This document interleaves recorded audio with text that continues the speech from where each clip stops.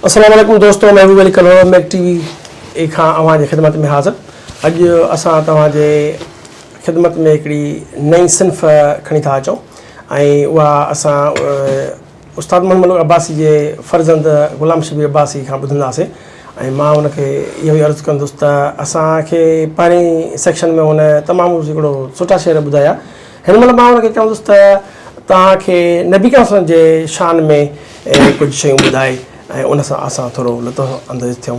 त अदा शबीर, हाणे अॼु असां तव्हांखे तकलीफ़ ॾिनी आहे ऐं तव्हांजे महफ़िल मां तमामु हिकिड़ी राहत मिले थी। असां तव्हांखे हिकु अर्ज़ु कंदासीं त तव्हांखे टाइम बि कोन्हे को, पर असांखे हिकिड़ो जेको सो नबी करीम जे शान में सिंगार ॿुधायो, पोइ असां वरी इजाज़त वठंदासीं। अर्ज़ जो त मरहबा या मुस्तफ़ा को मरहबा या मुस्तफ़ा, मरहबा या मुस्तफ़ा को मरहबा या मुस्तफ़ा, शाल की मां शाल खां से शान तुंहिंजो शाल खां। वाह से वाह।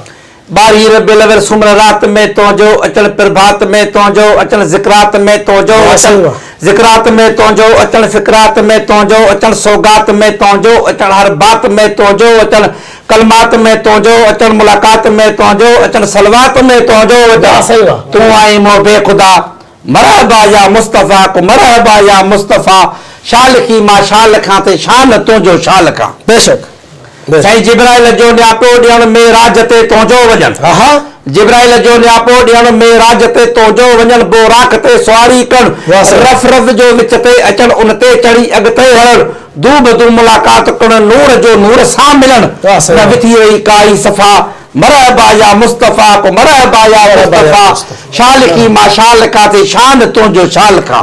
बेशक आयो महबूब दुनिया ते त इंस आदम वणनि ॿूटनि गुलनि बि सजदो कयो, दरिया नदियूं किनारनि समुंड लहरनि बरहनि बि सजदो कयो, काबे बि सजदो कयो, कुल नबियुनि बि सजदो कयो, त मलकनि बि सजदो कयो, कसम आहे ख़ुदा जो सॼी काइनात जे ख़ल्क़नि बि सजदो कयो, पढ़नि जेते मलाइक सलवात प्यासदा, मरहबा या मुस्तफ़ा को मरहबा या मुस्तफ़ा, शाल की मां शाल का ते शान तुंहिंजो शाल का। डॉक्टर सिज खे कहिड़ो दम हुयो जो महबूब ते उस करे। बेशक, छो त सिज त इशारे ते लही ईंदो न, पर अलाह साईं असांजो जेको चवण आहे ख़्याल इश्क जो, अलाह साईं जो पर्दो सिज लाइ रखो त मतिलबु महबूब जे नूर जी तजली झलक अचे ऐं सिज टुकड़ा थी किरी पए।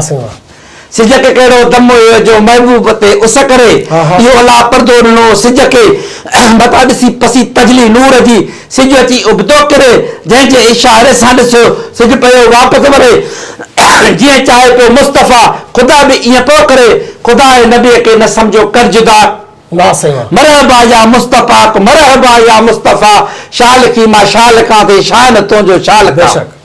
अर्शन तां मोहम्मद खे सिंगारे मोकिलियो ख़ुदा, अर्शन तां मोहम्मद खे सिंगारे मोकिलियो ख़ुदा, मां दाई हली मां न चवां बानी चवां बानी चवां, जॾहिं नबी नूर ई नूर आहे कि नूर जो दाइको चवां, मां इहो सभु सच थो लिखां, जेसी दे जग में जियां पियो शान साईं जो लिखां, मीर शबीर अब्बासी आहे नाले तुंहिंजे ताफ़िदा, मरहबा या मुस्तफ़ा को मरहबा या मुस्तफ़ा, शाल की मां शाल का शान तुंहिंजो। वाह सही वाह, वाह सही वाह, वाह उस्ताद ग़ुलाम शबीर, वाह सही, महिरबानी महिरबानी तव्हां अचण जी यार। इंशाल्लाह ई तव्हांखे सिंगार जो बेत पसंदि आयो हूंदो ऐं तव्हां असांखे प्लीज़ इन शइ खां आगाह कजो त तव्हांखे कीअं थियूं लॻनि।